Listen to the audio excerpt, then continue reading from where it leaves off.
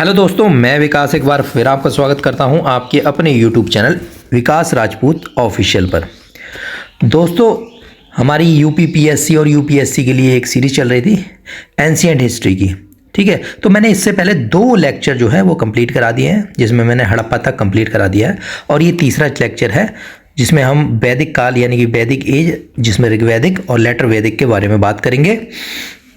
और अगर आप दोस्तों YouTube चैनल पर नए हैं तो प्लीज़ चैनल को सब्सक्राइब जरूर कर लेना, जिससे कि आपको आने वाली वीडियोस का पता लग जाए, है ना। चलिए फिर दोस्तों, विदाउट वेस्टिंग एनी टाइम हम शुरू करते हैं अपना काम। देखो हड़प्पा संस्कृति आई, हड़प्पा कल्चर आया। ठीक है, तो हड़प्पा कल्चर के बाद में एक ग्रेट सिविलाइजेशन आई जिसे हमने कहते हैं वैदिक कल्चर। ठीक है, तो वैदिक एरा आया, वैदिक एज आई। ठीक है जी। और वैदिक एज जो है, वैदिक और लेटर वैदिक जो एज है, विशेषकर 1500 से लेकर 500 तक बीसी, ठीक है, बीसी तक माना जाता है। यानी कि 1000 जो ईयर्स हैं, 1000 साल तक जो है वैदिक एज मानी जाती है ना। अच्छा, वैदिक एज के बारे में हमें कहाँ से पता लगी? तो वैदिक एज के बारे में हमें वैदिक जो टेक्स्ट थे, यानी कि जो बुक्स वगैरह थी वैदिक काल की, जैसे ऋग्वेद है ना, जितने भी वेद हैं उनसे पता लगी, है ना। तो वहाँ से हमें पता लगी, और जो आर्कियोलॉजिकल रिसोर्सेज हैं, जो खुदाई की गई, उससे भी हमें पता लगी कि ये जो है टाइम जो है वैदिक एज का था। ठीक है जी। अच्छा, इंडो आर्यन जो है, इंडो आर्यंस जो हैं वो वैदिक जो टेक्स्ट वगैरह थे, जो वैदिक लिटरेचर थे, उनके रचयिता माने जाते हैं, कंपोजर माने जाते हैं कि उन्होंने ही ये चीज़ें लिखी हैं। ठीक है, समझ में आ गई। तो इंडो आर्यंस जो है इंडो यूरोपियन फैमिली की जो लैंग्वेज है, इंडो ईरानी ब्रांच, ठीक है, वो माने जाते हैं। ठीक है जी। तो जो आर्यंस हैं वो क्या है, इंडो यूरोपियन जो लैंग्वेज है उसकी ही ब्रांच है एक। सही है जी। अच्छा, जिन्होंने वैदिक टेक्स्ट जो है लिखे, उन्हें वो खुद को कहते थे आर्यंस। ठीक है, ठीक है, आर्यंस बोलते थे। ठीक है जी। तो इतना इंपॉर्टेंट चीज़ थी। अब हम बात कर लेते हैं कि जो आर्यंस थे, कि देखो अलग अलग थ्योरीज जो है ये बताती है कि आर्यंस जो है कहाँ से आए। तो वैदिक मतलब आर्यंस जो हैं वो कहाँ से आए, अलग अलग जो थ्योरीज हैं वो अलग अलग लोगों ने दी। ठीक है, तो अलग अलग जो थ्योरीज हैं वो हमें पढ़नी है, बस ओवरव्यू पढ़ना है कि कौन सी थ्योरीज किसने दी। ठीक है, तो सबसे पहले मैं बात करता हूँ यूरोपियन थ्योरी की। यूरोपियन थ्योरी है, ठीक है। इन्होंने कहा कि जो आर्यंस थे वो यूरोप से आए थे। यूरोप जो कॉन्टिनेंट है वही होमलैंड है आर्यंस का। ठीक है जी। उन्होंने कुछ एग्जाम्पल्स भी दिए। उन्होंने कहा कि जो आर्यंस की लैंग्वेज है वो मिलती रहती है Greek, Latin, German, Gothic, Celtic और संस्कृत। ठीक है, ये जो सब लैंग्वेजेस हैं ये क्या है, ये इंडो यूरोपियन फैमिली की लैंग्वेजेस हैं। क्या है? इंडो यूरोपियन फैमिली की लैंग्वेजेस हैं। उन्होंने कहा कि कुछ हमें सिमिलैरिटीज़ भी मिलती हैं। ठीक है, कुछ वर्ड्स से जो है हमें पता लगती है कि जो यूरोपियन फैमिली की जो इंडो यूरोपियन लैंग्वेजेस हैं और ये वाली जो वैदिक टेक्स्ट में जो लैंग्वेजेस हैं उन दोनों में कुछ सिमिलैरिटीज़ भी हैं वर्ड्स में। जैसे उन्होंने कहा कि जो संस्कृत वर्ड है मैत्री और पितृ, ठीक है, मैत्री और पितृ, वो लैटिन वर्ड जो है मैटर और पेटर से बिल्कुल सिमिलर है। सही है, मैटर और पेटर जो है उससे सिमिलर है। सही है। अच्छा, ऐसे उन्होंने कहा कि इनार जो है क्या है, हितीते जो है तुर्की लैंग्वेज है एक। ठीक है, ईरान जो है, इनार जो वर्ड है एक हितीते तुर्की लैंग्वेज का सिमिलर है इंद्र से। इंद्र, जैसे इनार है, इनार सिमिलर टू इंद्र, जो कि ऋग्वेद वेद वगैरह में जो है इसका उल्लेख किया गया है। ऐसे उन्होंने कहा कि सूर्यास एंड मारुतास, ठीक है, ऑफ द कासाइट, जो कि मेसोपोटामिया की इंस्क्रिप्शन में लिखा हुआ है। इसमें मेसोपोटामिया का एक इंस्क्रिप्शन है, कासाइट का साइट जो है वो मेसोपोटामियन का इंस्क्रिप्शन है, वहाँ पर जो है सूर्यास मारुतास के बारे में उल्लेख किया गया है। वो एक तरह से क्या है, वैदिक, जो वैदिक टेक्स्ट में क्या है, सूर्य और मारुत का उल्लेख है। तो वो दोनों क्या है, ये वर्ड्स जो हैं एक दूसरे से सिमिलर हैं। ठीक है, और क्या कहा, Indo Aryans came to India from क्या, यूरेशिया। उन्होंने कहा कि जो इंडो आर्यंस थे वो यूरेशिया से आए हुए थे, यानी कि यूरोप प्लस एशिया। तो बोलता है, क्या बोलता है, यूरेशिया, है ना। तो यूरेशिया से आए थे। देवर क्या थे, सेमी नोमैटिक थे सेमी नोमैटिक थे, और came from plains of eastern Europe. तो ये जो आए थे ईस्टर्न यूरोप के प्लेन्स जो है मैदानी इलाकों से आए थे, स्पेशली कहाँ से, Black Sea, north of the Black Sea, जो एरिया है ब्लैक सी का, north of the Black Sea से आए थे। ठीक है, तो इनके सपोर्ट की ये जो European theory is supported by sir William Jones. Sir William Jones हैं, उन्होंने सपोर्ट की। अच्छा, समझ में आ गई। और एक ने सपोर्ट की गाइल्स ने कहा कि हंगरी से आए हैं, मतलब एक विशेष कंट्री का नाम दे दिया। सोरेडर ने कहा फ्रांस से आए हैं। पी नेहरिंग उन्होंने ठीक है स्टेपीज से आए हैं, जो कि साउथ ऑफ द यूरेशिया है। मॉर्गन कहते हैं कि वेस्टर्न जो है साइबेरिया से आए हैं। तो अलग अलग थ्योरीज हैं, इन्होंने अलग अलग तरीके से अपनी बताई। अब एक थ्योरी आई सेंट्रल, यहाँ देखिए सेंट्रल एशिया थ्योरी।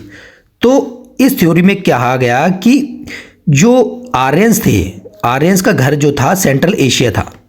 ठीक है, मतलब आर्यंस जो है वो सेंट्रल एशिया से आए थे, सीधी बात ये है।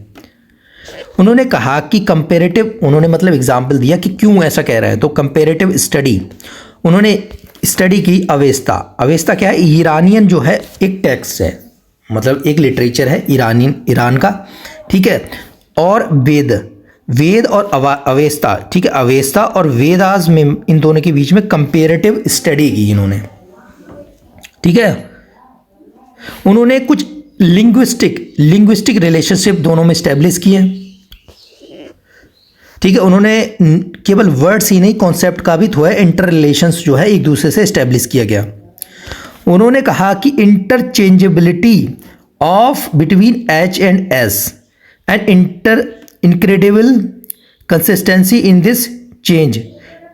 उन्होंने कहा कि, ठीक है जी, उन्होंने कहा कि जो वर्ड्स है कि एच की जगह एस है, समझ में आई, एस की जगह एच है। तो एच जो है एस से इंटरचेंज है, एच जो है, और एस जो है एच से इंटरचेंज है। जैसे उन्होंने कहा उनकी लैंग्वेज में, मतलब आर्यंस की लैंग्वेज में, यानी कि ईरान की लैंग्वेज जो अवेस्ता है, उसमें क्या लिखा हुआ है, हेप्ट हिंदू। क्या लिखा है, हेप्ट हिंदू। वहीं पर हमारे भारत एरिया में, मतलब जो इधर वाला एरिया है इंडियन सब कॉन्टिनेंट, इसमें कहा सप्त सिंधु। क्या कहा, तो क्या हो गया, एच को क्या कर दिया, एस में कर दिया, है ना, एच को कर दिया एस में। तो हेप्ट हिंदू, यहां पर हो दिया सप्त सिंधु। ठीक है, ऐसी अहुरा से क्या हो गया, अहुरा से एच को एस कर दिया। ऐसी हाउमा मतलब सोम, ठीक है, एच को एस कर दिया। दासा, एच को एस कर दिया, है ना। तो ऐसे क्या है, इन चूजे से एक एच जो है एस में इंटरचेंज कर दिया गया है। तो ये जो सपोर्ट की गई मैक्स मूलर, उन्होंने कहा सेंट्रल एशिया से आए हैं जो आर्यंस हैं। ठीक है जी, चलो आगे देख लेते हैं। अब एक थ्योरी आई आर्कटिक रीजन थ्योरी। अब आर्कटिक रीजन कौन सा होता है, ये आपने देखा होगा इक्वेटर। यहाँ पर क्या है, Tropic of Cancer, Tropic of Capricorn, ये 65 डिग्री है, ये भी 66.5 डिग्री, और ये जो है आर्कटिक रीजन है ऊपर का, ये भी ऊपर का आर्कटिक रीजन है, ये ऊपर वाला आर्कटिक रीजन है ना। ठीक है जी, ये है आर्कटिक रीजन यहाँ का।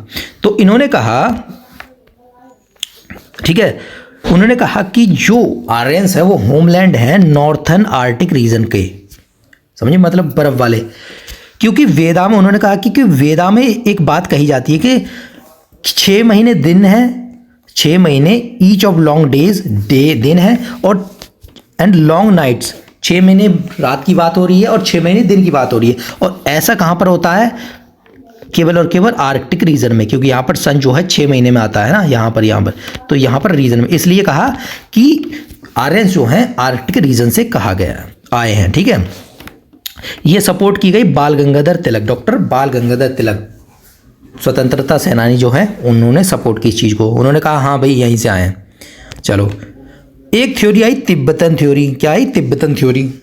ठीक है, तो अब इस थ्योरी में कहा गया कि जो आर्यंस थे वो कहाँ से आए थे? तिब्बत से आए थे। ठीक है, और उन्होंने कहा कि वेदों में इसका उल्लेख किया गया है। ठीक है जी, तो इसको सपोर्ट किया स्वामी दयानंद सरस्वती ने। तो किसने सपोर्ट किया? स्वामी दयानंद सरस्वती ने। ठीक है, इंपॉर्टेंट है ये। तो इंपॉर्टेंट क्या है? देखो, बाल गंगाधर तिलक जो है आर्टिक थ्योरी को सपोर्ट करते हैं, स्वामी दयानंद सरस्वती तिब्बत थ्योरी को सपोर्ट करते हैं। ठीक है, अब एक इंपॉर्टेंट जो थ्योरी आई वो कह रहे हैं कि इंडियन थ्योरी के, अब इसमें कहा गया कि जो आर्यंस थे वो कहीं से नहीं आए, वो इंडिया के ही थे, मतलब इंडियन सब कॉन्टिनेंट के ही थे, इंडिजिनियस थे। ठीक है, हमारे ही यहीं के ही थे। ठीक है, इन्होंने ये कहा। उन्होंने कहा कि बहुत सारे लिटरेचर जो है एविडेंसेस हैं वेद में। ठीक है, उन्होंने कहा कि आर्य रिगार्डेड द सप्त Sindhu in their original homeland, मतलब सप्त सिंधु जो है ओरिजिनल होमलैंड को कहते हैं आर्यंस वेदास में, मतलब वेदों में। ठीक है, उन्होंने कहा संस्कृत जो है more than any other European language contain the largest number of original Indo European vocab. ठीक है, उन्होंने कहा कि जो संस्कृत है और यूरोपियन लैंग्वेज से सबसे ज़्यादा largest number of original Indo European vocabs जो है वो कंटेन करती है, सबसे ज़्यादा जो है इंडो यूरोपियन वोकैब्स जो है संस्कृत में है। ठीक है जी, उन्होंने कहा कि सैक्रिफाइस रिचुअल, जो भी आहुति वगैरह दी जाती थी, ठीक है, सैक्रिफाइस सेरेमनीज होती थी ऑफ द वैदिक, ठीक है, Aryans point to their Indian origin. उन्होंने हर एक ने ये पॉइंट किया है कि ये जो सब है इंडियन ओरिजिन है और इंडियन का ओरिजिन है। ठीक है जी, उन्होंने कहा कि ज्योग्राफिकल डेटा जो है फाउंड इन ऋग्वेद में जो भी ज्योग्राफिकल डेटा पाया जाता है वो केवल और केवल Punjab, geography of Punjab neighbouring region के बारे में ही जो है उल्लेख करता है। ठीक है, जो ज्योग्राफी मतलब वहाँ की जो ऋग्वेद में जो ज्योग्राफी दिखाई गई है आर्यंस के बारे में, तो वो ज्योग्राफी सेम पंजाब के आसपास के रीजन के बराबर ही है, वही सेम है। ठीक है, तो ये चीज़ थी। अब इसको सपोर्ट किसने किया ये भी हमें पता होना चाहिए। तो डॉक्टर संपूर्णानंद एंड AC दास, उन्होंने कहा कि सप्त सिंधु रीजन से आए हैं आर्यंस। ठीक है जी, ऐसी गंगानाथ झा, इन्होंने कहा ब्रह्म ऋषि देसा situated in the Confluence of Ganga and Yamuna. तो ये उन्होंने कहा कि जो ये गंगा और यमुना के कॉन्फ्लुएंस से जो है आर्यंस आए हैं। तो कहने की बात ये है क्या, ब्रह्म ऋषि देसा वहाँ से आए हैं। एक कहा एल के काला ने कहा कि कश्मीर से आए हैं। कहाँ से? कश्मीर से। और RB पांडे कहते हैं कि मध्य प्रदेश से आए। तो ये थोड़ा थोड़ा हमको पता होना चाहिए। ठीक है जी, अब आगे हो गया क्लियर। चलो आगे देख लेते हैं। तो ये है आपका क्या, देखिए ये मैप सही से देख लो, ये है आपका वैदिक टाइम का जो मैप, ये पूरा मैप है। ठीक है जी, ये वैदिक टाइम का मैप है। डेजर्ट है ये क्या है, पूरा वैदिक का मैप है। तो ऋग्वैदिक एज जो है वो सब इतना एरिया के यहाँ पर जो है बसते थे। ठीक है जी, चलो ये है सिंधु, ठीक है, वतिस्ता, अस्किनी, पुरुषनी, ठीक है। तो ये सब जो नदियाँ हैं इसमें आगे पढ़ेंगे हम। अच्छा, Aryans earliest lived in the, देखो आर्यंस इसमें कहा गया कि आर्यंस शुरू में जो है आर्यंस कहाँ रहते थे, एक ही मिनट, अब यहाँ देखिए, उन्होंने कहा कि शुरू में अर्लीस्ट जो आर्यंस थे, शुरुआती जो आर्यंस थे वो lived in the land of सप्त सिंधु। ठीक है, सप्त सिंधु के जो एरिया में है, लैंड ऑफ द सप्त सिंधु, सिंधु, ठीक है, वहां पर रहते थे। क्योंकि problem because of their use of house chariot and superior military technology की वजह से। अच्छा, उन्होंने कहा कि जो सप्त सिंधु का रीजन था वो 7 विशेषकर 7 नदियों से मिलकर बना हुआ था। 7 नदियों के ड्रेन जो है वहाँ पर होते थे। ठीक है जी, तो 7 नदियाँ जो है वहाँ पर बहती थी। कौन कौन सी नदी थी?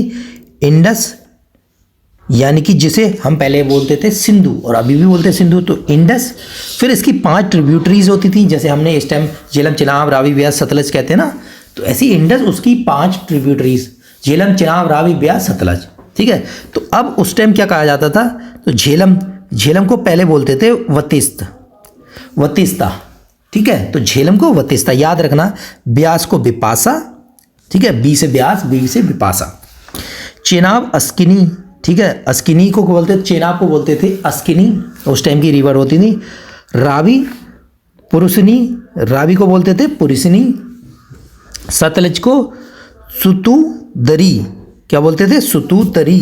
ठीक है, तो सतलज को बोलते हैं। एंड द सरस्वती, जिसे मॉडर्न घग्गर हाकरा जो है वैली मानते हैं, तो सरस्वती नीदर जो रिवर उस टाइम थी, जिसे अब कहते हैं घग्गर हाकरा जो है रीजन। तो ये सब एरिया जो है कवर करता था। एरिया ऑफ ईस्टर्न अफगानिस्तान का एरिया, पंजाब का area, fringes of western UP का कुछ पार्ट, ये सब कवर करता था। उसमें यह भी लिखा है कि जो टेक्स्ट हैं आपके वैदिक टेक्स्ट हैं, उसमें रिवर यमुना केवल 2 बार, ऋग्वेद में 2 बार, और गंगा जो है 1 ही बार जो है इसका उल्लेख किया गया है। इसका मतलब ये हुआ कि ऋग्वेदिक जो आर्यंस थे had not inhabited in this region yet, मतलब गंगा यमुना के दोआब के रीजन के आसपास जो है उस टाइम जो है लोग नहीं रहते थे, है ना। तो एक बार मैप में दिखा देता हूँ, ये है रिवर्स वतिस्ता, ठीक है, अस्किनी, पुरुषनी, सतुदरी, ठीक है, यह सरस्वती, सिंधु, ठीक है जी, यमुना, गंगा, तो ये हो गए रिवर्स कंप्लीट। अच्छा सॉरी, अब एक बात बताओ, ऋग्वेदिक कल्चर मतलब संस्कृति क्या थी? ठीक है जी, तो अर्ली वैदिक सिविलाइजेशन, ठीक है, तो वैदिक जो है, वैदिक एरा जो है वो 2 पार्ट्स में डिवाइड की गई, अर्ली वैदिक और लेटर वैदिक। मतलब शुरुआती जो वैदिक एरा था या फिर रीजन था वो, उसके बाद लेटर वैदिक, यानी कि जो लेटर बाद में आए, जो पूरी तरह से क्या है फल फूल गई थी सिविलाइजेशन, उसको कहते हैं लेटर वैदिक। अब यहाँ देखिए, ये कह रहा है कि अर्ली वैदिक लिटरेचर यानी कि ऋग्वेदिक कल्चर कब से 1500 से लेकर 1000 BC तक कहलाता है। 500 साल, कितना? 500 ईयर्स, ठीक है जी। उसमें इंक्लूड करता है ऋग्वेदिक संहिता, ऋग्वेद भी इंक्लूड करता है, ठीक है। दे कॉल्ड फैमिली बुक, ठीक है, उसको क्या बोलते हैं? ऋग्वेदिक संहिता को फैमिली बुक्स बोलते हैं। और उसमें क्या कहा जाता है कि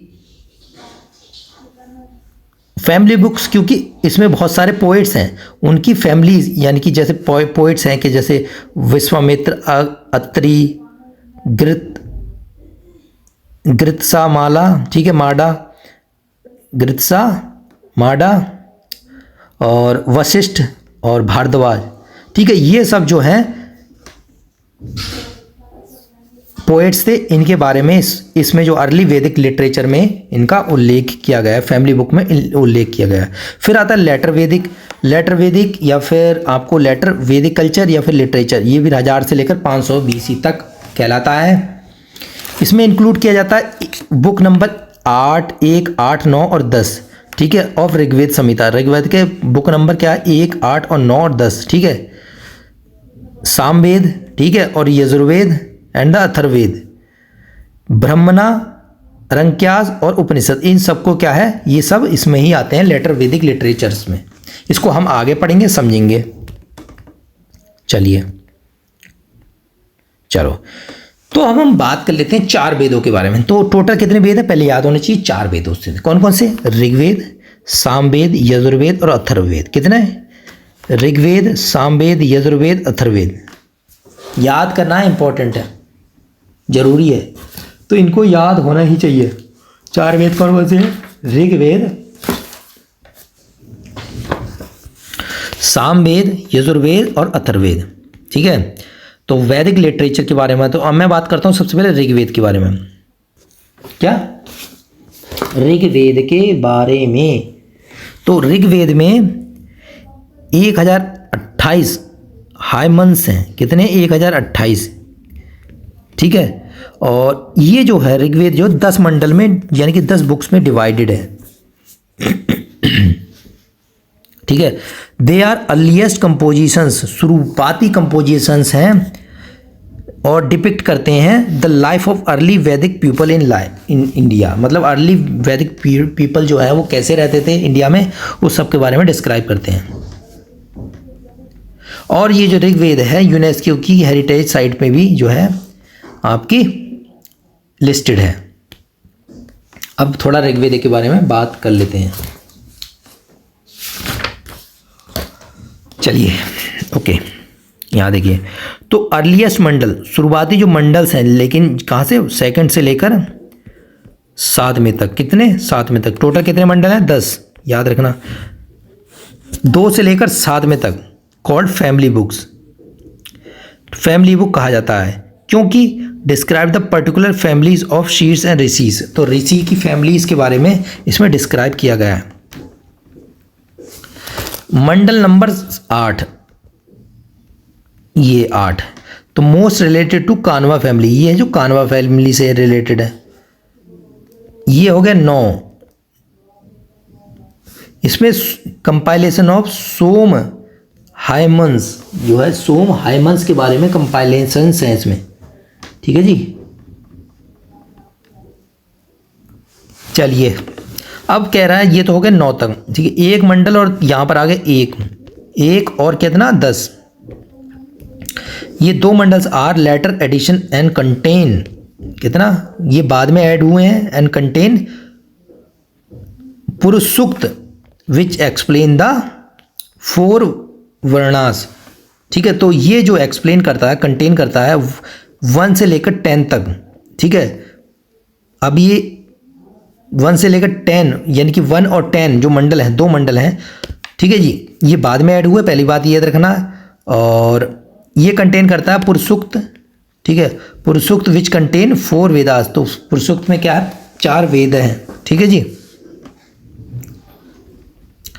जो उस टाइम के प्रिस्ट होते थे, जो पुजारी होते थे, उनको ऋग्वेदा में क्या बोलते थे, कोटरी मोटरी।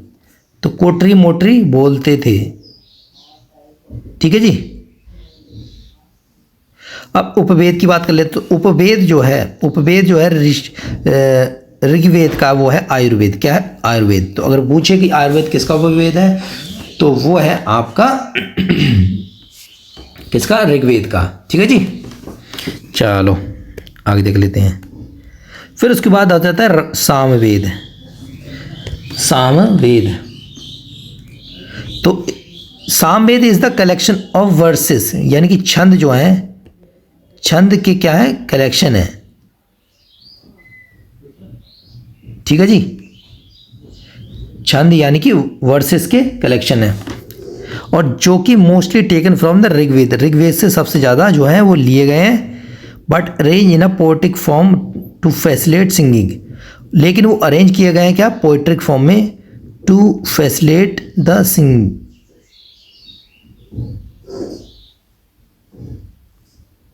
ठीक है जी, सिंगिंग। अच्छा, it is the collection of 1810 melodies. तो ये जो कलेक्शन है 1810, ठीक है, मेलोडीज का कनेक्शन है। कंटेन द फेमस ध्रुपद राग, और इसमें क्या है, ध्रुपद राग भी कंटेन रहेगा।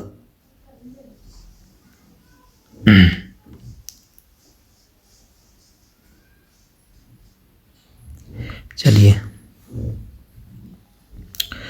तो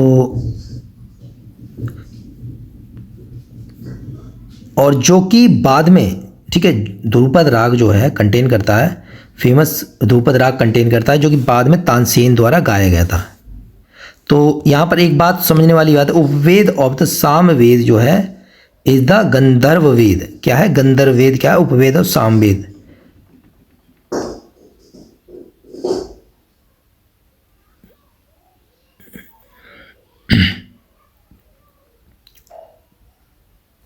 चलिए, हो गया। उसके बाद अब देख लेते हैं यजुर्वेद पे, इंपॉर्टेंट यजुर्वेद। ठीक है जी। The Yajurveda deal with the procedure for performance of sacrifice. Yajurveda में क्या बताया गया था कि, ठीक है जी, किस तरह से क्या प्रोसीजर होना चाहिए परफॉर्मेंस ऑफ द सेक्रीफाइस। जो सेक्रीफाइस परफॉर्म होता है, जो यज्ञ वगैरह या फिर कुछ भी होता, आहुति दी जाती है, वो सब उसका प्रोसीजर क्या होना चाहिए, वो क्या है यजुर्वेद में साफ साफ दिया गया है।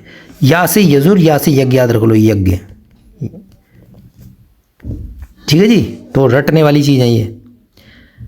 अच्छा, यजुर्वेद जो है दो पार्ट्स में डिवाइड है, दो डिवाइडेड। कौन सा? शुक्ल यजुर्वेद, कृष्ण यजुर्वेद। शुक्ल मतलब होता है वाइट यजुर्वेद, क्या होता है, और कृष्ण जो है ब्लैक यजुर्वेद। तो याद रख लो, कृष्ण क्या थे? सांवले थे। तो क्या है, इसीलिए कहते हैं श्याम जो है उनको क्या कहते हैं? कृष्ण पक्ष, है ना। तो कृष्ण पक्ष क्या है? ब्लैक यजुर्वेद। बोथ कंटेन मंत्र and pros explanation and commentary. ठीक है जी। अच्छा, ठीक है जी, अब आगे यहाँ तक समझ में।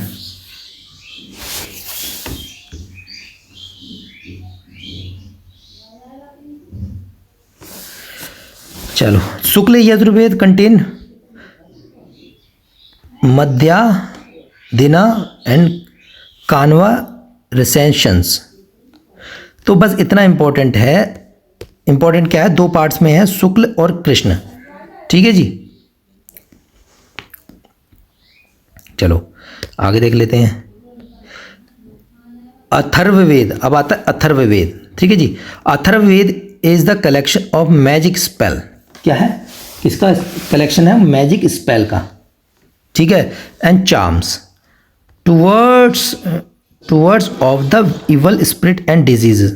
तो एक तरह से क्या है, ये कलेक्शन है मैजिक स्पेल्स। तो जो जादुई बहुत सारे वो होते हैं, तंत्र मंत्र, ठीक है, उसका एक तरह से क्या है, ये कलेक्शन है। और किसकी तरफ? टुवर्ड्स जो बुरी आत्माएं, स्पिरिट्स हैं और डिजीज़ हैं, उसके खिलाफ जो है बहुत सारी क्या है, मैजिक स्पेल्स हैं। ठीक है, जादुई टोने टोटके हैं, चार्म्स हैं, वो सब क्या है, अथर्ववेद में है। समझ में आ गई? ये जो है it is the last Veda and is considered as non Aryan work. तो ये जो वेद माना जाता है, लास्ट माना जाता है, और ये जो नॉन आर्यन वर्क कहलाता है, कि आर्यन जो है इन्होंने नहीं लिखा। इसका उपवेद क्या है? अथर्ववेद का शिल्पवेद क्या है? इंपॉर्टेंट है, शिल्पवेद है ना, तो इंपॉर्टेंट है। अब आ जाते हैं ब्रह्मणा। ब्रह्मणा तो इंपॉर्टेंट है ये भी। ब्रह्मणा describe the rules for performance of sacrifice ceremonies. तो ये डिस्क्राइब करता है रूल्स क्या परफॉर्म करने के लिए सेक्रीफाइस ऑफ सेक्रीफाइशियल सेरेमनीज। जो सेरेमनीज सेक्रीफाइस करने वाली जो सेरेमनीज मनाई जाती है, परफॉर्म की जाती हैं, तो रूल्स जो है, क्या रूल्स होने चाहिए to performance of the sacrifice जो है सेरेमनीज, वो सब रूल्स कहाँ आते हैं? डिस्क्राइब करता है ब्रह्मणास। और एक्सप्लेन करता है द हायमंस जो ऑफ द वेदास। तो वेद के जो भी मंत्र वगैरह हों उनका क्या है, एक्सप्लेन भी ये करता है इन एन ऑर्थोडॉक्स मैनर। ठीक है जी। तो मोस्ट इंपॉर्टेंट ब्रह्मणा जो है क्या है, सतपथ ब्राह्मणा। ठीक है जी, ये मोस्ट इंपॉर्टेंट है। चलिए जी, जो कि which is attached to the Yajurveda, Yajurveda से अटैच है, and is the most exclusive, ठीक है, एग्जॉस्टिव। इट रिकमेंड्स, क्या रिकमेंड करता है, 100 सेक्रेट पथ्स, तो 100 सेक्रेट पथ्स जो है ये रिकमेंड करता है, ठीक है। अरंक्यास क्या है, तो अरंक्यास कॉल्ड द फॉरेस्ट बुक, ये क्या है, फॉरेस्ट बुक जो है वो कहलाती हैं, ठीक है। क्योंकि देवर रिटन मेनली बाय हर्मिट्स, जो हर्मिट्स होते थे उनके द्वारा लिखी जाती थी, living in the jungle for the his people. तो जो भी हर्मिट्स होते थे, ऋषि मुनि होते थे, वो अपने शिष्यों के लिए जंगल में क्या है, फॉरेस्ट बुक अरंक्यास जो है वो लिखते थे, ठीक है जी। ये डील करते थे, दे डील विद द मिस्टीरियसिज्म, ठीक है, जो मिस्ट्री से रिलेटेड जो भी तथ्य होते थे उससे रिलेटेड, और फिलॉसफी एंड अपोज सेक्रीफाइस, और अपोज करते थे सेक्रीफाइस को,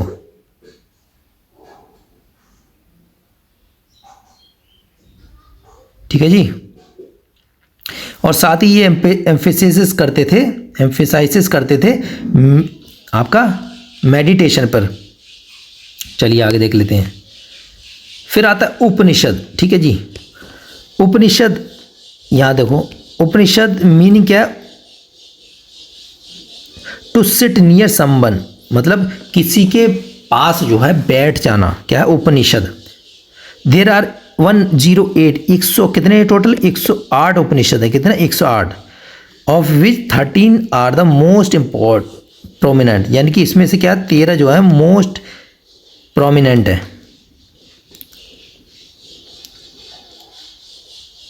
the Upanishad dwells on the atma and Brahman. तो उपनिषद का मतलब ये है कि उपनिषद किस पे, दो चीज़ों पे जो है वो पूरे तरह से लागू रहता है। किस पे, मतलब उस पे वर्क करता है कि आत्म और ब्रह्म, आत्मा और परमात्मा जैसे बोलते हैं ना, यह भी ब्रह्म, ठीक है, आत्म और ब्रह्म। And focus a lot on the philosophy about life, universe, self, body, sacrifice etcetera. तो और जो है फोकस करता है फिलॉसफी अबाउट, किसकी फिलॉसफी, जो लाइफ की, यूनिवर्स की, सेल्फ, ठीक है, खुद की, और बॉडी, सेक्रीफाइस एक्सेट्रा की क्या है फिलॉसफी लाई करता है। एम्फेसिस करता है, एम्फेसिस जोर देता है डेट कि नॉलेज ऑफ सेल्फ, खुद की नॉलेज, या फिर आत्मा की नॉलेज, खुद की आत्म की नॉलेज शुड बी एक्वायर की जानी चाहिए, and that the relations of आत्म with the Brahma should be properly understood, जिससे क्या हो सके कि जो रिलेशन है आत्मा और परमात्मा, यानी कि आत्मा और ब्रह्म के बीच में, दोनों के रिलेशन जो है वो अच्छे से इस्टेब्लिश हो सकें और समझ सकें। जो सत्यमेव जयते है वो मुंडक उपनिषद से लिया गया है, largest of all the Upanishad, सबसे लार्जेस्ट है उपनिषदों में। छंदोक्य उपनिषद जो है, Chandogya Upanishad clearly defines to the first 3 ashram. ये जो है उपनिषद जो है, छंदोक्य उपनिषद जो है वो 3 आश्रम के बारे में डिस्क्राइब करता है एंड डिस्कस करता है। Types of marriage, mainly 2 types of marriage जो है वो डिस्क्राइब करता है। अच्छा, इसमें यह भी कहा गया है, तो कितनी टाइप की मैरिज को डिस्क्राइब करता है, 2 टाइप की, एक अनुलोम मैरिज और प्रतिलोम मैरिज। अनुलोम मैरिज ये होती है the marriage of the man in his own वर्ण, मतलब खुद के ही वर्ण में क्या है अगर शादी होती है और खुद से नीचे शादी होती है, it is the most acceptable and common form of marriage in the society. तो ये जो था मोस्ट इम्पोर्टेंट, ठीक है जी, मोस्टली एक्सेप्टेड, ठीक है, जो ये था क्या, mostly accepted and common form of marriage कहलाती है। अब दूसरा प्रतिलोम, पता लग रही है खिलाफ, अपोजिट। प्रतिलोम क्या था कि वेनम, ठीक है, वुमेन या फिर गर्ल मैरिज करती है वर्ण, मतलब वर्ण में लोअर देन हर ओन, मतलब अपने वर्ण से नीचे वाले वर्ण या फिर ठीक है उसमें शादी करती है। डीम्ड रेयर, ये जो है बहुत कम देखा जाता है। And sanctions not sanctioned by Vedas, तो वेदास में इसका जो है सैंक्शन नहीं किया जाता है इसके बारे में, ठीक है। तो ये दो तरह की क्या हो गई आपकी मैरिजेस हो गई, ठीक है जी। अब आता है वेदांत। वेद अंत, वेद के अंत हो गया। Vedanta later means the end of the Vedas, Vedas का अंत हो गया पूरा। As they reveals the final aim of the Vedas, ठीक है। They condemned sacrifice and ceremonies, जो वेदांत क्या है, वेदांत क्या कंडेम करते हैं, सेक्रीफाइस और ceremonies and donate the last phase of वैदिक पीरियड, ठीक है जी। चलो तो अब देख लेते हैं वेदांग, ठीक है, ठीक है। ये देखिए वेदांग, तो वेदांग मतलब वेद का अंग, वेद अंग, ठीक है। इसको अगर मैं संधि विच्छेद करूंगा तो वेद अंग, वेद प्लस अंग, तो Vedang means the limbs of वेद, वेदास मतलब वेद का, वेद के क्या है अंग है, लिम्स है, ब्रांच है। तो ये जो क्या है सप्लीमेंट्री टेक्स्ट है, मतलब उसको क्या है एक तरह से ऐड करती हैं उसको समझाने के लिए। तो that aid in the proper recitation and understanding of Vedas, मतलब वेद को अंडरस्टैंड करने के लिए, समझने के लिए प्रॉपर तरीके से वेदांग जो है उसका यूज़ होता है। तो ये जो टेक्स्ट है एक तरह से सप्लीमेंट्री है, उसको ही सहायता करने के लिए, वेद को समझने के लिए है वेदांग, ठीक है। ये जो है नॉट क्वालिफाई एज श्रुति, मतलब ऐसा नहीं है कि ये मतलब श्रुति है, मतलब सुनी हुई आते हुए सुनी हुई आ रही है, मतलब श्रुति मतलब होता है सुनी हुई चीज़ें। पुराने तरीके से जैसे गॉड वगैरह हैं उन्होंने कई आपस से आगे आगे कहते रहे, ये नहीं है। ये जो है ह्यूमन ओरिजिन है, ठीक है। Not revealed by the God, मतलब ये है कि ये ह्यूमंस ने ही क्या है इसको बनाया है वेदों को। और ये जो रिटन है इन द फॉर्म ऑफ सूत्र, सूत्र की फॉर्म में जो है रिटन है, क्या है सूत्र के फॉर्म में रिटन है। सूत्र क्या होते हैं, आर वेरी शॉर्ट, बहुत ही शॉर्ट होते हैं।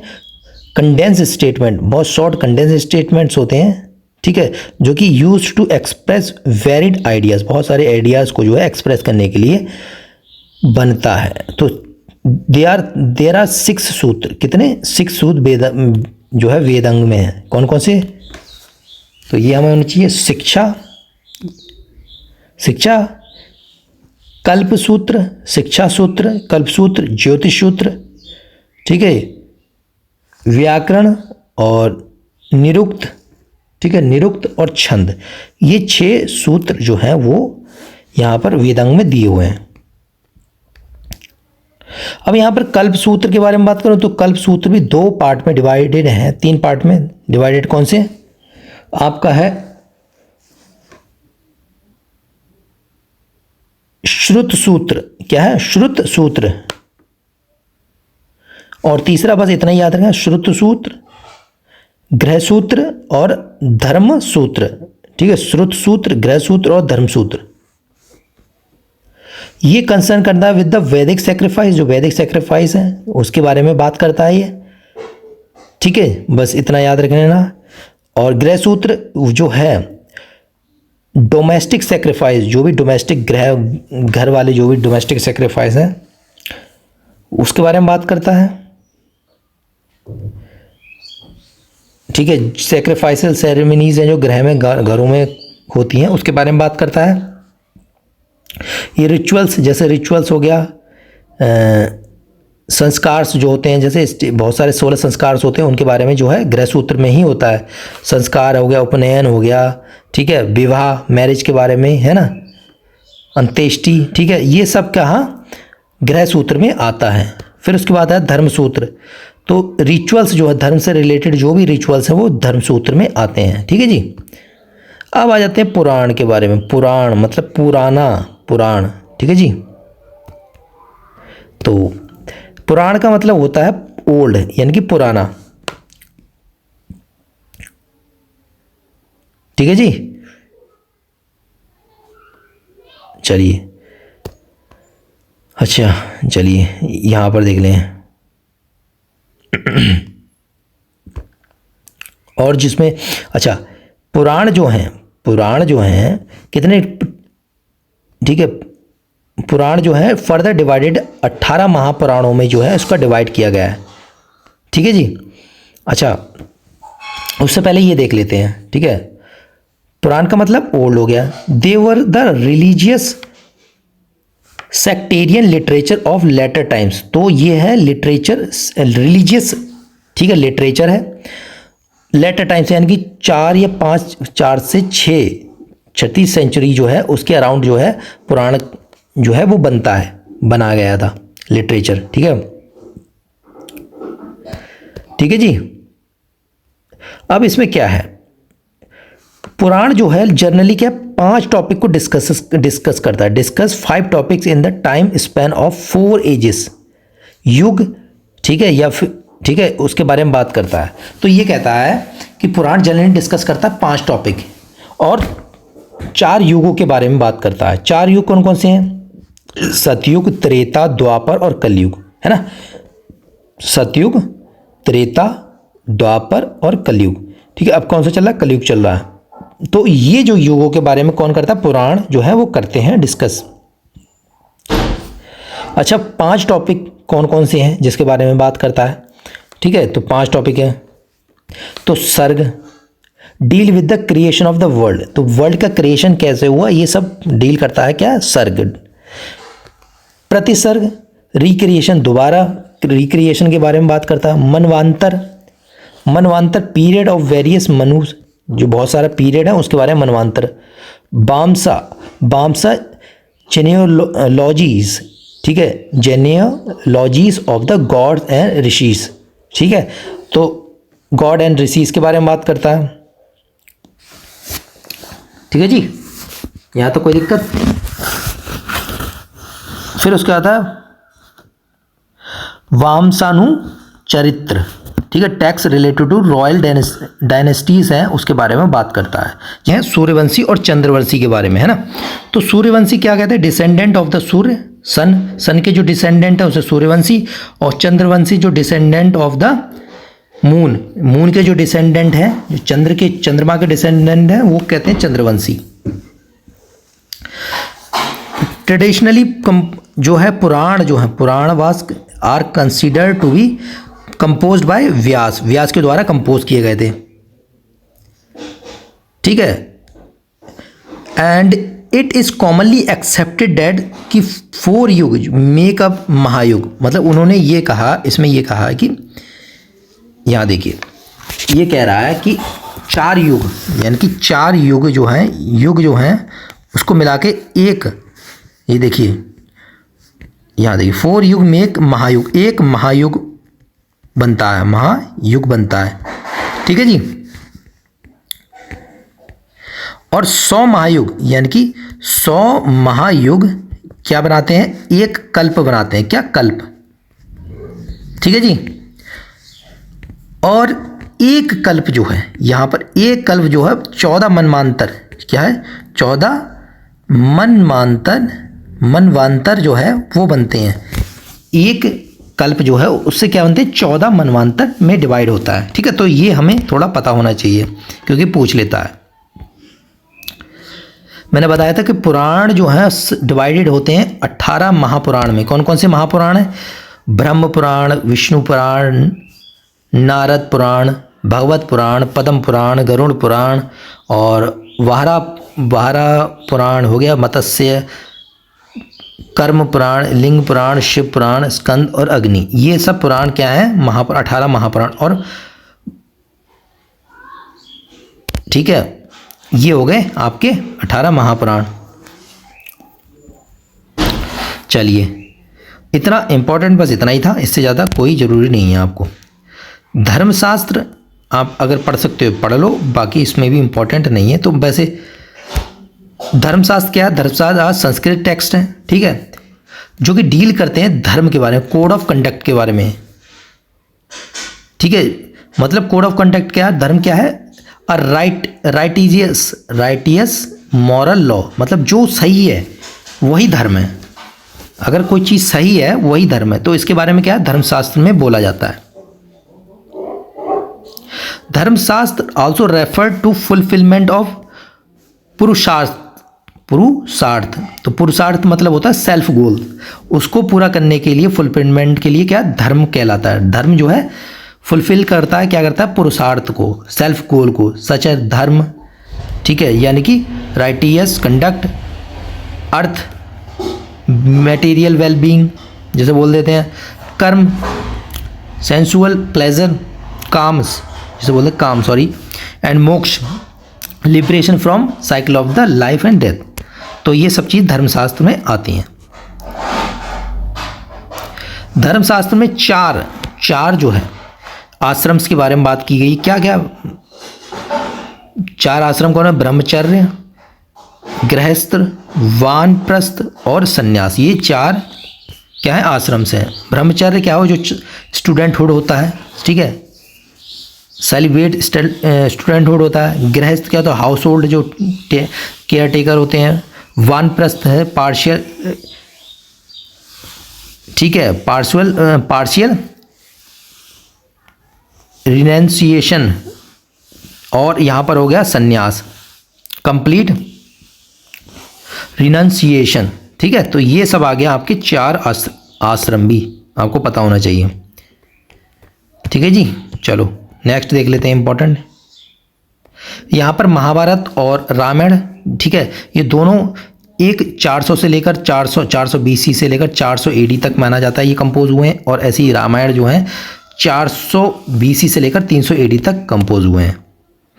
रामायण जो है, महाभारत जो है वेद व्यास द्वारा कंपोज की गई, ठीक है, और ये जो आदि काव्य हैं रामायण जो वाल्मीकि ने कंपोज की, वाल्मीकि जी ने, ठीक है जी। नेक्स्ट देख लेते हैं, ये सबको आपको पता होगी, तो इसके बारे में, ठीक है। अब यहाँ पर बात कर लेते हैं कि सोशल लाइफ और वैदिक आर्यंस की सोशल लाइफ क्या थी, ठीक है। सोशल लाइफ क्या थी, वो ट्राइबल्स थे। तो वैदिक काल के जो लोग थे वो ट्राइबल सोसाइटी थी। कौन सी ट्राइबल सोसाइटी थी, lived in semi nomadic life. तो सेमी नोमैटिक लाइफ जो है वो जीते थे, ठीक है। आर्यंस की जो ट्राइब्स थी वो उसे कहते थे जन, क्या बोलते थे, अगर मैं पूछूं कि जन क्या है, वो ट्राइब्स थी, ठीक है। चीफ को बोलते थे राजन, जो ट्राइब का चीफ होता था वो राजन कहलाता था। नोन एज क्या, उसे और क्या कहते थे, गोपति, क्या बोलते थे, गोपति या फिर गोपा बोलते थे। गोपा मतलब ये है प्रोटेक्टर ऑफ काउ, जो गाय के जो प्रोटेक्टर होते थे उसको बोलते थे गोपा, यानी कि गोपति, ठीक है।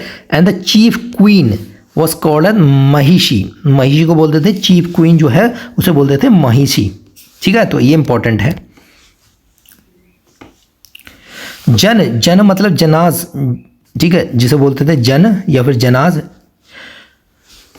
ठीक है। जन जो आर्यंस होते थे, आर्यन ट्राइब जैसे जन बोलते थे, उनकी हमेशा कन्फ्लिक्ट होती थी किसके साथ, पानीज के साथ में। तो पानीज जो थे उनके दुश्मन थे, किसके, आपके आर्यंस ट्राइब्स के, ठीक है। वो क्या करते थे, use to hide the cattle of Aryans, ठीक है। आर्यंस की जो कैटल्स थे, जो जानवर होते थे, जो गाय वगैरह होती थी, उनको क्या होते थे, छिपा लेते थे इन द फॉरेस्ट, जंगलों में छिपा देते थे, ठीक है। तो एक तरह से वो क्या थे, एनिमीज थे आर्यंस के। तो in order to get their cattle back, उनको दोबारा पाने के लिए द वैदिक गॉड इंद्र, ठीक है, भगवान इंद्र जो उस टाइम वैदिक गॉड थे, ठीक है, तो इंद्र को वो उनका आह्वान करते थे, ठीक है। तो और जो फिर उसके बाद क्या होता था, बहुत सारे बैटल्स होते थे, ठीक है। तो बैटल्स कौन कौन से, उनको बैटल्स को बोलते थे गवष्टी, गवेशाना, गोशु और गव्यात। गव्यात मतलब ये होता है टू सर्च द काउ, ठीक है। तो ये सब बैटल्स होते थे, क्या बोलते थे, अगर मैं पूछूं कोई बैटल्स, गविष्टि का है बैटल, जो कि प्रोटेक्ट करने के लिए, गाय को बचाने के लिए बहुत सारे बैटल्स होते थे, किसके साथ, पानीस के साथ में, ठीक है। तो उन्हें बोलते थे, क्या बोलते थे, गविष्टि, गवेशाना, गोशु, गव्यात, ठीक है। तो ये सब क्या है, बैटल है। तो ये फाइट होते थे आर्यंस और पानीस के बीच में। तो सोसाइटी, ठीक है, तो सोसाइटी कैसी थी, society political structure was somewhat similar to the monarchial. तो मोनार्कियल फॉर्म ऑफ गवर्नमेंट जो है, मतलब एक तरह से पॉलिटिकल सोसाइटी होती थी मोनार्कियल, ठीक है। और गोपति के जो ऑफिस वाज नॉट हेरेडिटी, ठीक है, हेरिडेटरी नहीं था, मतलब वो ऐसे नहीं था कि भी फैमिली वाइज फैमिली, उसके बाद ये नहीं, ऐसा नहीं था। And he was selected among the clansmen, मतलब उन्हीं में से, जो उनके वहाँ के जो ट्राइब्स होती थी उनमें से ही सिलेक्ट किए जाते थे। तो हेरिडेटरी नहीं था ऑफिस जो है तो गोपति का, ठीक है। Society was not divided into caste line, तो सोसाइटी जो थी कास्ट लाइन में डिवाइड नहीं थी। Even rajans and the purohit and artist, ये सब कोई भी जो कास्ट लाइन में डिवाइड नहीं थी। Occupation was not based on birth, मतलब ऐसा नहीं था कि टीचर का बेटा टीचर ही बनेगा, राजा का बेटा राजा ही, नहीं, ऐसा नहीं था। ऑक्यूपेशन वेस्ट जो है, occupation was not based on birth, ठीक है। तो जो मर्जी चाहे वो कर सकते थे। Members of the family could adopt different occupation, तो ऐसा नहीं था कि 5 मेंबर हैं एक फैमिली के, मान लो कोई किसान का फैमिली है, तो ऐसा नहीं है कि किसान का बेटा किसान ही बनेगा, वो कुछ भी बन सकता है, टीचर बन सकता है या फिर इंजीनियर बन सकता है, कुछ भी बन सकता है, वो सब चीज़ें वो होती थी, है ना। चलो,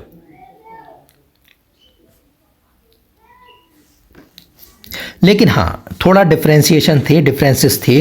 वो डिफरेंसेस थे वर्ण में, वो वाला वर्ण नहीं, कलर के बारे में। तो कलर के बारे में क्या था कि जो वैदिक लोग थे और नॉन वैदिक लोगों के बीच में क्या था, कलर डिफरेंसेस थे, ठीक है। वैदिक जो पीपल थे क्या थे, वो फेयर इन कलर थे, और जो नॉन वैदिक इंडिजिनस जिसे बोलते थे, इंडिजिनस पीपल थे, वो डार्क इन कॉम्प्लेक्शन, तो थोड़ा डार्क थे, एंड ठीक है, और डिफरेंट लैंग्वेजेस जो है बोलते थे। तो इसमें थोड़ा डिफरेंसेस थे, हाँ जी, इसमें डिफरेंसेस थी, ठीक है। तो author of the Rigveda distinguish themselves from other groups, तो जो ऋग्वेद के ऑथर वगैरह थे वो अपने आप को दूसरों से अलग कैसे करते थे, तो दूसरों को वो बोलते थे दस्यूस या फिर दासास, मतलब दास या फिर क्या दस्यू जो है बोलते थे, मतलब जो दूसरे इंडिजिनस लोग थे डार्क स्किन वाले, जो डार्क कॉम्प्लेक्सिटी वाले जो है कॉम्प्लेक्शन वाले जो लोग थे उनको दास या फिर दस्यू जो बोलते थे, है ना। और दास कौन थे, avrata, who do not obey the ordinance of the god, जो कि आव्रत मतलब जो कि ऑर्डिनेंस ऑफ द गॉड को ना मानते हो, ओबे नहीं करते हो। एंड आक्रतु मतलब होता है those who do not perform sacrifice, ठीक है। चलिए आगे देख लेते हैं इंपॉर्टेंट क्या है।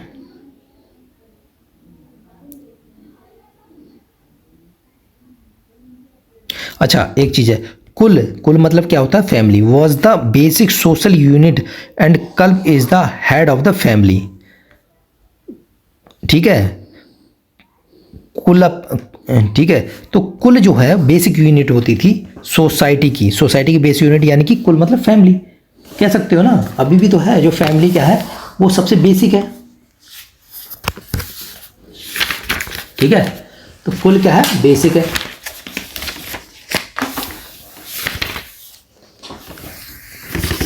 और इसके हेड को बोलते थे कुल्प, क्या बोलते थे, कुल्प को फैमिली के हेड को बोलते थे कुल्प।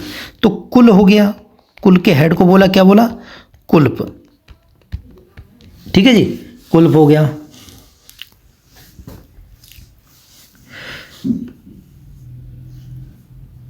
उसमें यह भी कहा है देयर वर जॉइंट फैमिलीज के बारे में भी बात की गई है, ठीक है। फॉलोड बाय पैट्रीलिनियर सिस्टम, तो पैट्रीलिनियर सिस्टम भी था, ठीक है। तो इंपॉर्टेंट यह था, the family was a part of larger grouping, जो फैमिली था बहुत सारे बड़े ग्रुप का पार्ट होता था, जिसे बोलते थे विस, यानी कुल मतलब कुल के बाद क्या होता था, विस, ठीक है, विस हो गया, विस या फिर क्लेन, ठीक है, क्लेन होता था, ठीक है, वन और more than one clan made jana. तो विस या फिर एक या ज़्यादा, एक या फिर एक से ज़्यादा क्लेन या फिर विस बना के क्या बताते थे, जन, जन बनता था, जन, या फिर ट्राइब, ट्राइब बन के बनते थे। तो कुल, फिर कुल, कुल का मुखिया होता था कुल्प, यानी कुल मतलब फैमिली, फैमिली का मुखिया कुल्प हो गया। कुल मतलब कई सारे फैमिली को कंबाइन करके क्या बोलता था, विस या फिर क्लेन, क्लेन, और क्लेन कई सारी क्लेन या फिर विस बन के क्या बोलता था, एक जन या फिर ट्राइब। तो इंपॉर्टेंट यहाँ पर है, ठीक है। तो लार्जेस्ट जो यूनिट थी सोसाइटी की क्या थी, जन या फिर ट्राइब, और स्मॉलेस्ट जो आपका कह सकते हो आपकी यूनिट थी ऑफ द सोसाइटी क्या थी, वो कुल, ठीक है, समझ गए। चलो अच्छा, यहां देखो, women had important position in the society. Patriarchal तो था, मतलब पुरुषवादी तो था, लेकिन उसके साथ साथ वुमेन की अच्छी पोजीशन भी थी सोसाइटी में, क्योंकि वो एजुकेटेड भी थे, had access to assembly, assembly की एक्सेस भी करते थे, असेंबली में भी बैठ सकती थी वो महिलाएं।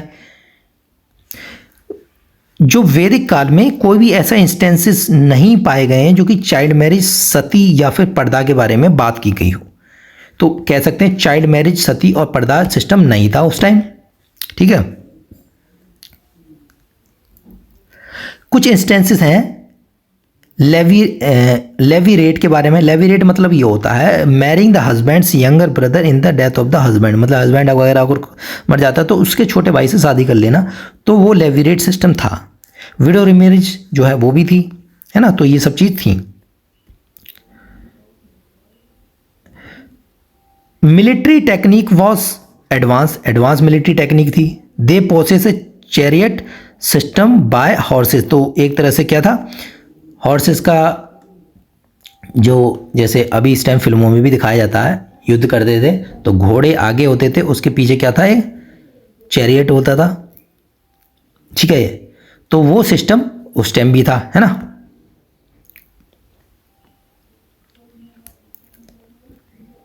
चलो हाँ, ओके,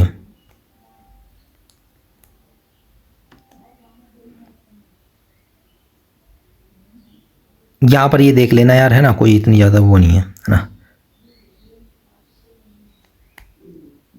इस देखो यहां पर some important tribal assemblies of this period, sabha, samiti, विधात,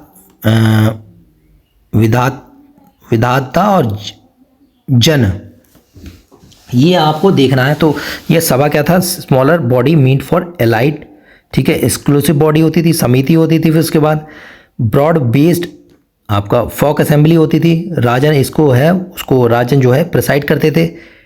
विधाता, विधाता जो है ट्राइबल असेंबली होती थी, और गण असेंबली और ट्रूप्स, ठीक है, असेंबली और ट्रूप्स होते थे इसमें, ठीक है। अब यहाँ पर इंपॉर्टेंट ये हो गया खत्म, ये हो गया ऋग्वैदिक इकोनॉमी। अब इकोनॉमी के बारे में बात करता हूँ, तो ऋग्वैदिक सोसाइटी वाज पेस्टोरल सोसाइटी थी। Cattle rearing was dominant activity, तो कैटल रियरिंग जो है वो डोमिनेंट एक्टिविटी थी उस टाइम की। तो उस टाइम जो वेल्थ मेजर की जाती थी वो कैटल्स से ही हो जाती थी, तो जितने उसके पास जितने कैटल्स होते थे, जानवर होते थे, उतने ही ज़्यादा वेल्थी वो माना जाता था। And wealthy man as known as gomat, gomat, ठीक है। तो गोमत जो अगर वेल्थी मैन होता था उसे गोमत बोलते थे। डेट इज टू से वन ओन मैनी कैटल्स, जिसके पास ज़्यादा कैटल वो उतना ही अमीर, ठीक है जी। चलो there were no concept of private property, private property का ज़्यादा जो है कॉन्सेप्ट नहीं था उस टाइम। यूनिट ऑफ करेंसी क्या थी, निस्का, निस्का जो यूनिट ऑफ करेंसी जैसे करेंसी होती थी वो निस्का होती थी, जो कि मेड ऑफ गोल्ड, गोल्ड से बना होता था। Barter system model was the model of the exchange and the cow was the important unit of values, ठीक है। तो बार्टर सिस्टम जैसे लेन देन एक के बदले दूसरा चीज़ है वो चलता था, exchange model. Cow was the important unit of value, तो वैल्यूज़ अगर किसी के बारे में चेक करोगे कि हाँ ये कितना अच्छा संस्कारी है वो जो वगैरह, तो काउ जिसके पास होंगी, ठीक है, वो उससे कंपेयर होता था, है ना। There were no regular revenue system, नहीं था, रेगुलरली रेवेन्यू सिस्टम नहीं था, कोई टैक्स सिस्टम ऐसा नहीं था। तो लोग जो है वॉलेंट्री ट्रिब्यूट देते थे, यानी कि बलि देते थे of the subjects and bounty von in a battle. तो लोग अपने आप ही वॉलेंट्री कंट्रीब्यूट कर देते और युद्ध में जो भी चीज़ें जीत जाते थे तो वो उससे गुजारा कर देते थे। चलो एक बात और है, शिफ्टिंग एग्रीकल्चर वॉज प्रैक्टिस्ड। तो शिफ्टिंग एग्रीकल्चर मतलब वही है कि काटो जंगल, काटो आग लगाओ, जंगल काटो, उससे वहाँ पर खेती करो, दूसरी जगह जाओ, फिर काटो, ये वगैरह, ठीक है। तो वो क्या होता है, शिफ्टिंग एग्रीकल्चर होती थी। चलो, ऋग्वेदिक पीपल यूज्ड वुडन प्लग, ठीक है, जो हल होता था लकड़ी का होता था, ठीक है, जिसे बोलते थे पाला, पाला और लंगाला, लंगाला और सिरा, ये सब इसको बोल देते हैं क्या, प्लग को, वुडन प्लग को। वैदिक गॉड, जो उस टाइम के गॉड थे, Indra, Indra is also described as urvarajit, ठीक है, urvarajit, winner of the fertile land, उनको बोलते थे। और there are also reference to kshetrapati, kshetrapati यानी कि guardians of deity, guardian deity of the agriculture field, जो एग्रीकल्चर फील्ड की रक्षा कर रही हैं, ठीक है, जो डाइटी, जो देवी, ठीक है, जो भगवान एग्रीकल्चर फील्ड के जो है रक्षा कर रही हैं, ठीक है। They did not use iron technology, तो आयरन टेक्नोलॉजी यूज नहीं करते थे, but very familiar to the copper, copper के फेमिलियर थे। चलिए, अच्छा, चैरियट रेसिंग, ठीक है, रथ, जो रथ दौड़ जो होते हैं, रथ दौड़, एंड डाइस गैम्बलिंग, जो आपको डाइस, जो पासा वगैरह, पासा gambling were the popular pass time. जो पास टाइम कौन से, रथ रेस वगैरह होती थी, और जो जिस टाइम हम पासा वगैरह फेंकने वाली जो गैम्बलिंग वगैरह होती है, वो सब उस टाइम जो एक तरह से पॉपुलर पास टाइम था।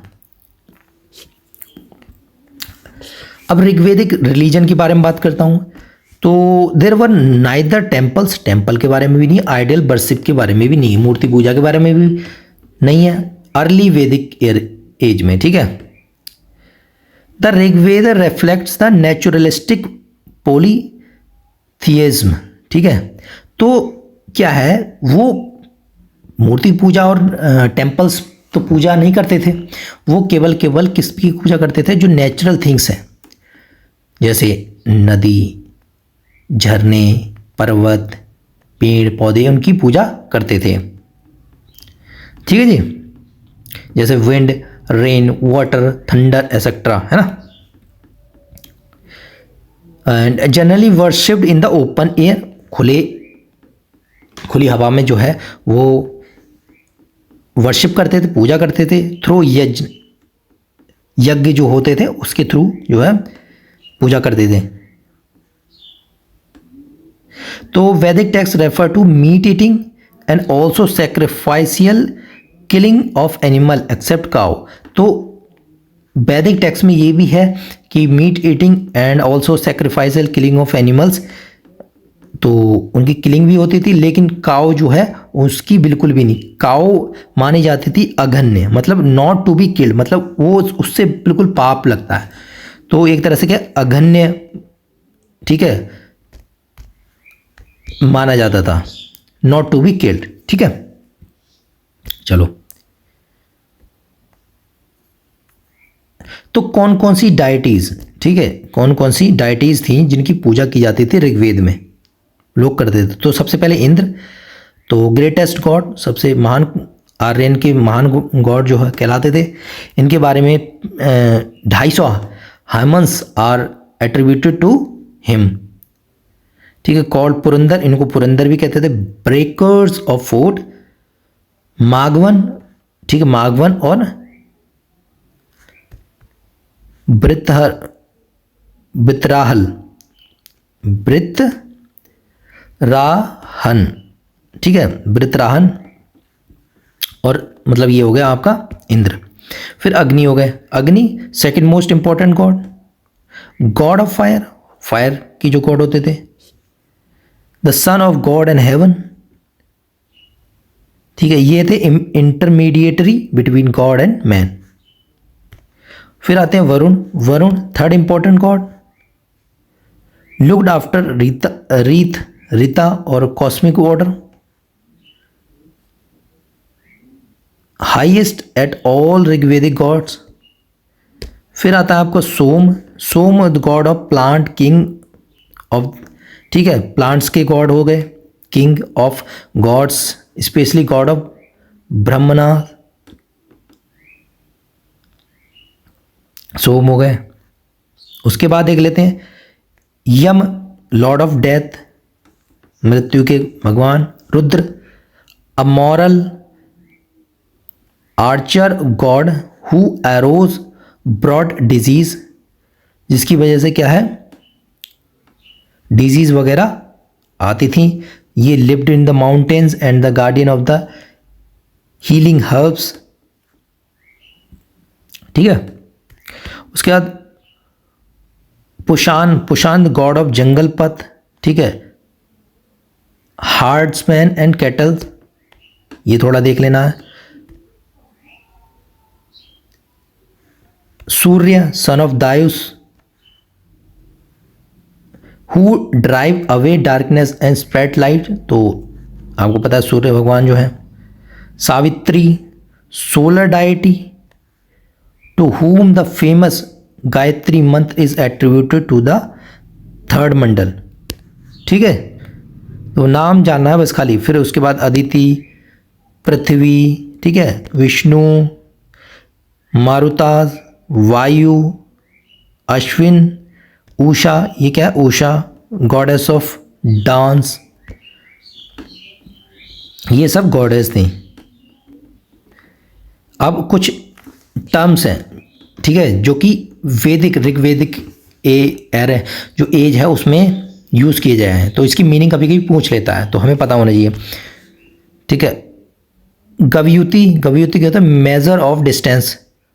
दुहित्री daughter of who milk cows, daughter who milks cow. अच्छा, गोत्र, गोत्र है किंगशिप यूनिट, विश क्लेन या फिर पीपल, गण लाइनेज, ग्राम विलेज आपको पता ही है, gauri buffalo, gojit winner of cows या फिर हीरो, बाप टू शो। उसके बाद ये इंपॉर्टेंट नहीं है, क्षेत्र ये बता दिया, क्षेत्र मतलब कल्टिवेटेड फील्ड, श्रीनी सिकल, उर्वरा, उर्वरा मतलब फर्टाइल लैंड, उर्वरा कहते नहीं है, धन्य सीरियल्स है ना। फिर इसका सोम इंटॉक्सिकेटिंग ड्रिंक्स हो गई, गोहना, गोहना मतलब गेस्ट, ठीक है। अब वैदिक काल के बारे में हमें पता लगे, लेटर वैदिक कल्चर या फिर सिविलाइजेशन कब से कब आया, 1000 BC से लेकर 500 BC तक, ठीक है। तो लेटर वैदिक जो पीरियड था उसमें क्या है, कैरेक्टराइज मोर कॉम्प्लेक्सिटी थी, ज़्यादा ही complexity in the society, political and economic life. अब इसमें क्या है, जो ट्राइबल सेटलमेंट है वो टाइनी हो गई, छोटी छोटे ट्राइबल सेटलमेंट हो गए, जो किंगडम्स हैं वो स्ट्रॉन्गर हो गए, रॉयल पावर जो है इंक्रीज हो गई, मतलब समझ रहे हो, पहले इंक्रीज नहीं थी, सही है, सेटलमेंट ज़्यादा हो गए, पहले सेटलमेंट्स कम थे, इधर उधर मतलब आग लगा के दूसरी जगह खेती होते तो सेटलमेंट कम होते थे। कॉम्प्लेक्सिटी कॉम्प्लेक्स हो गई सोशल लाइफ और पॉलिटिकल लाइफ, इकोनॉमिकल लाइफ, ये सब कॉम्प्लेक्स हो गई, ठीक है। जो ट्राइबल सेटलमेंट है वो कम हो गए, रॉयल पावर इंक्रीज हो गई, समझ रहे हो, ये दोनों को कंपेयर करना है। तो core geographical region of Rigvedic text compose of eastern Afghanistan, Punjab and western UP. तो कोर जो रीजन था, ठीक है, जो कोर रीजन था, ठीक है, ये जो है, ठीक है, तो कोर रीजन जो था पहले जो ऋग्वैदिक टेक्स्ट का जो था वो था इधर का रीजन मैंने बताया तुम्हें, पंजाब वेस्टर्न यूपी का, इसका सबका रीजन था, है ना। कोर लेटर वैदिक, ये तो वैदिक टाइम का था शुरुआती वाला, है ना, वैदिक टाइम का इधर का। लेकिन लेटर वैदिक का जो करस्पॉन्ड था कुरु पंचला, ठीक है, जो कि Indo Gangetic divide and upper Ganga valley था, जो बाद में कितना हो गया, इधर का हो गया, किधर का, इधर का हो गया एरिया थोड़ा, जो लेटर वैदिक टाइम का, है ना। क्या, Indo Gangetic divide and upper Ganga valley, समझ में आ गई, क्लियर है, ठीक है ना जी। ओके चलो यहाँ तक समझ में आ गई आई होप। चलो आगे देख लेते हैं। राष्ट्र, अब राष्ट्र की बात है, first appeared in this period, तो लेटर वैदिक पीरियड में क्या है, राष्ट्र के बारे में पता लगी। राष्ट्र मतलब इकट्ठा होना, तो rashtra. The war was no longer fought for cows, अब जो है ये तो वैदिक काल हो गया, ये लेटर वैदिक काल हो गया। तो लेटर वैदिक काल में पहले राष्ट्र जो अपीरियो लेटर वैदिक काल में, ठीक है। अब लेटर वैदिक काल में वॉर जो था वो काउ के लिए नहीं लड़ा जाता था, पहले काउ के लिए लड़ा जाता था, लेकिन अब जो है टेरिटरीज के लिए लड़ा जाता था। टेरिटरीज की कौन कितनी ज़्यादा टेरिटरीज जो है एक दूसरे में बढ़ा सकता है, ठीक है।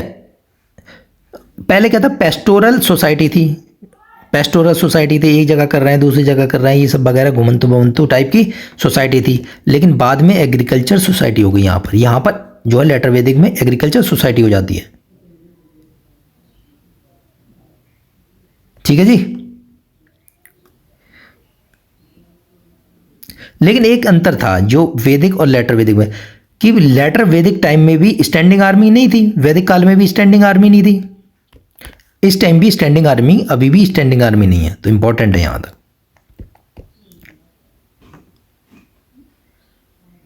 चलिए अब यहां पर देख लेते हैं लेटर वैदिक सोसाइटी कैसी थी, है ना।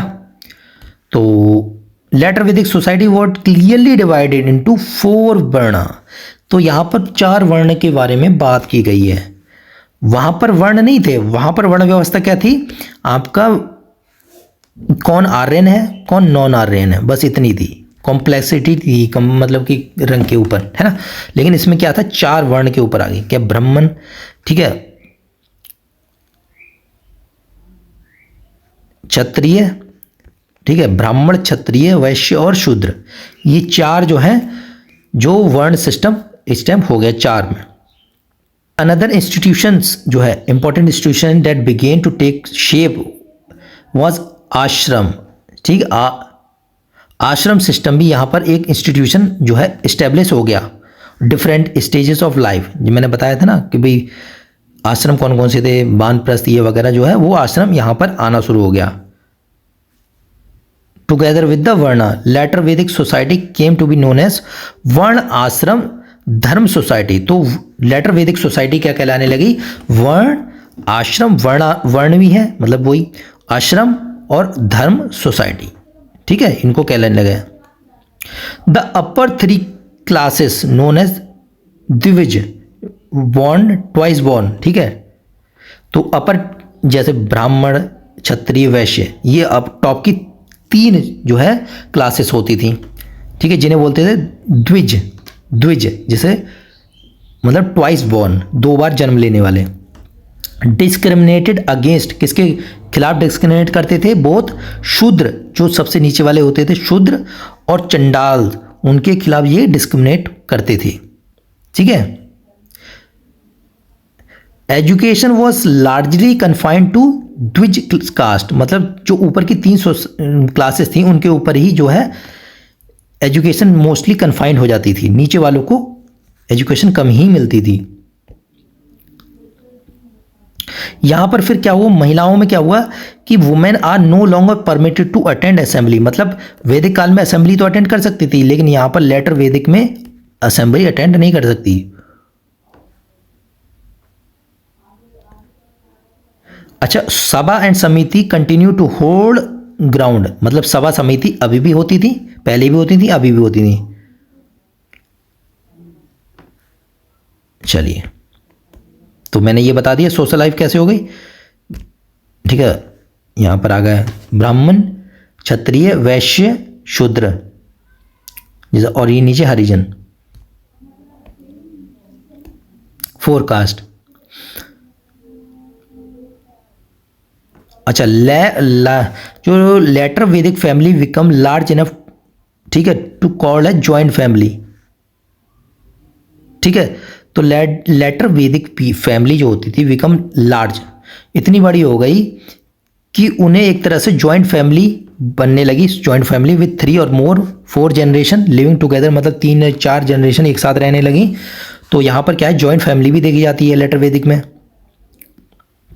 इसका एक मतलब एक तरह से एग्जाम्पल, इसका जो एक तरह से एविडेंस मिलता है वो अतरंजी खेड़ा एंड अहिचित्र जो बरेली एरिया में है, ठीक है, उत्तर प्रदेश वेस्टर्न एरिया में, ठीक है। वहाँ पर ये जो के एविडेंस मिलते हैं जहाँ पर कम्युनल फीडिंग, ठीक है, और for the cooking food of the large families, ठीक है, वो यहाँ पर मिला है। मतलब उसके एविडेंस मिले हैं कि बहुत सारे लोगों का खाना एक साथ बनता था, वहाँ पर जो है एक तरह से एविडेंस मिले हैं, ठीक है जी। और फिर उसके बाद आते हैं कंपेयर टू ऋग्वेदिक, ठीक है, Rigvedic age women lost importance in the society. मतलब अगर मैं बात करूं ऋग्वेदिक के बारे में, वैदिक काल के बारे में, लेटर वैदिक में जो वुमेन थी इंपॉर्टेंस खो चुकी थी इन द सोसाइटी।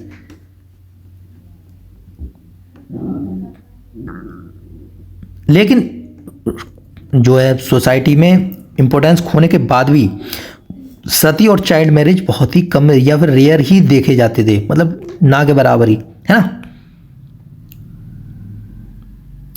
अच्छा, इंस्टीट्यूशन ऑफ गोत्र, पहले गोत्र का कोई कॉन्सेप्ट नहीं था, अब गोत्र भी जो है लेटर वैदिक कल्चर में इंट्रोड्यूस हो जाता है नया। चलिए, अब उसके बाद बात करता हूं लेटर वैदिक इकोनॉमी। तो later Vedic economy culture is also called, क्या इस कल्चर को क्या बोलते हैं, PGW आयरन फेस कल्चर। क्या PGW,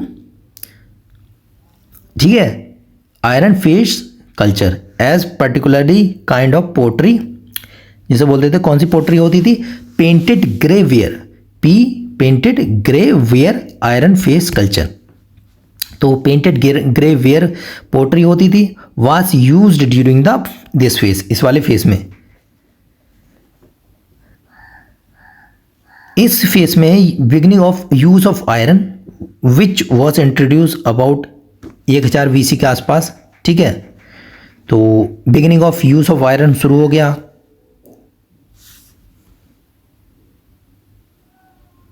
चलिए,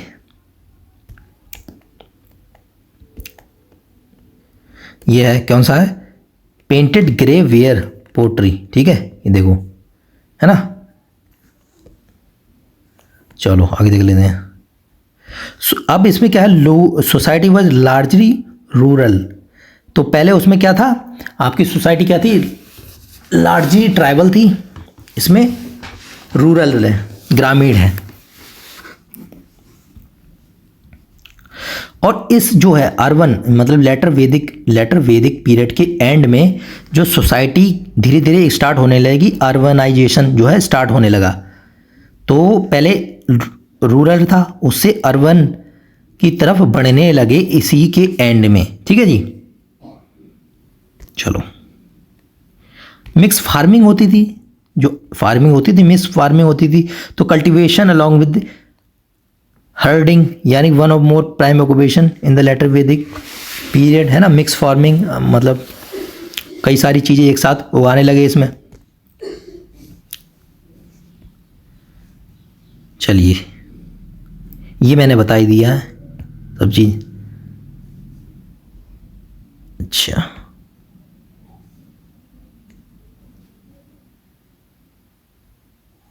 अच्छा, वैदिक एज में क्या होता था, वॉलेंट्री जो टैक्स वगैरह आता था, पैसा वगैरह आता था, वो वॉलेंट्री आता था, वॉलेंट्री ऑफरिंग वाज टेकन, है ना।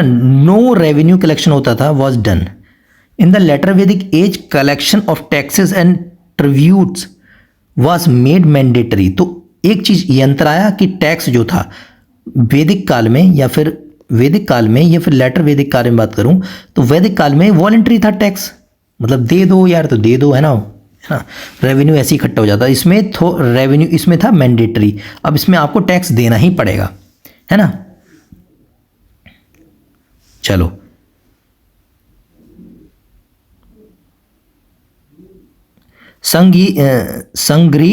संग्रहित्री, ठीक है, तो इनका नाम क्या है, संगी ऐसे एन ग्री संग्रहित्री। इसको जो कलेक्ट करता था, जो टैक्स वगैरह कलेक्ट करते थे तो उसको बोलते थे संग्रहित्री। चलो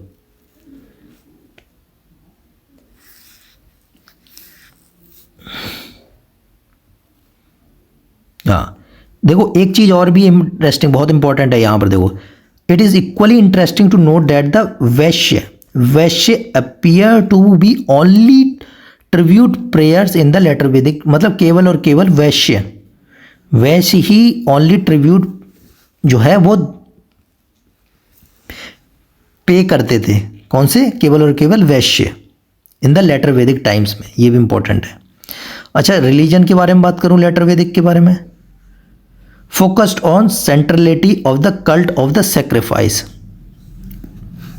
तो जो सेक्रीफाइस वगैरह होते थे, यज्ञ वगैरह होते थे, है ना, उस पर ज़्यादा फोकस करते थे, वो ज़्यादा इंपॉर्टेंट होता था। यज्ञ वगैरह जो है, यज्ञ वगैरह है ना, यज्ञ वगैरह जो है, यज्ञ वगैरह वो है, उसकी नंबर जो है ज़्यादा बढ़ गई, पहले कम होते थे अब ज़्यादा होने लगे। और ज़्यादा ही killing of animals and large scale होने लगा।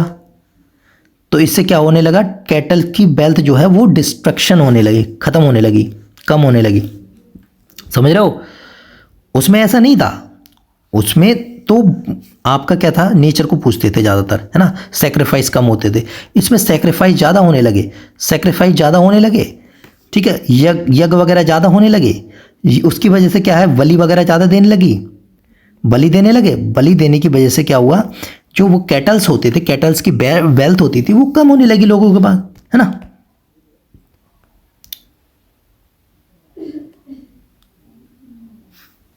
चलिए, तो यज्ञ कौन कौन से होते थे, अश्वमेध, ठीक है, वाजपेयी, राजसूया। तो ये 3 तरह के एक तरह से इंपॉर्टेंट यज्ञ हैं, तो अश्वमेध, वाजपेयी और राजसूया।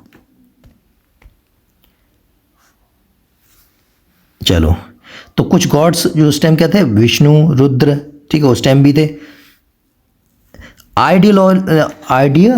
ठीक है, आइडोलेट्री जो मूर्ति पूजा थी अपीयर इन द लेटर वैदिक फेज। तो लेटर वैदिक फेज में आइडल पूजा जो हुई, मूर्ति वगैरह पूजा की जो शुरुआत होने लगी थी लेटर वैदिक फेज में, पहले नहीं होती थी। चलिए,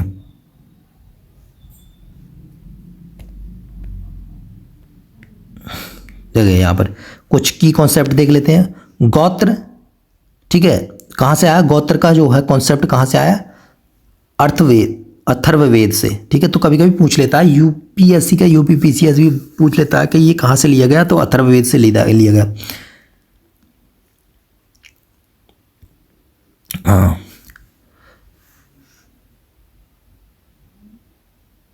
पुरुष सूक्त हायम्न जो है 4 फोल्ड डिवीजन ऑफ सोसाइटी, ये कहाँ से है, ऋग्वेद से, 10 मंडल से।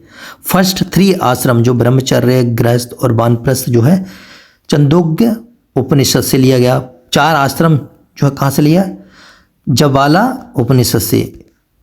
सामसारा ट्रांसमाइग्रेशन ऑफ द सोल, तो ये आपका लिया गया बृहदरंक्य उपनिषद से, है ना। तो ये एक बार को पढ़ लेना भाई, है ना। सभा समिति, अथर्ववेद, सत्यमेव जयते ज़्यादातर पूछा जाता है तो मुंडक उपनिषद से लिया गया। त्रिमूर्ति, ठीक है, डॉक्ट्रिन ऑफ मैत्रेयानी उपनिषद से। ग्रेट फ्लड जो है मेंशन हुआ है तो सतपथ ब्रह्मणा, वहाँ से। क्षत्रिय प्रेसिडेंट ओवर ब्राह्मण अत्रे ब्रह्मणा, ठीक है, यहाँ से लिया गया। तो ओरिजिन ऑफ यूनिवर्स, ठीक है, यूनिवर्स का ओरिजिन कहाँ से, ऋग्वेद 10th मंडल से लिया गया।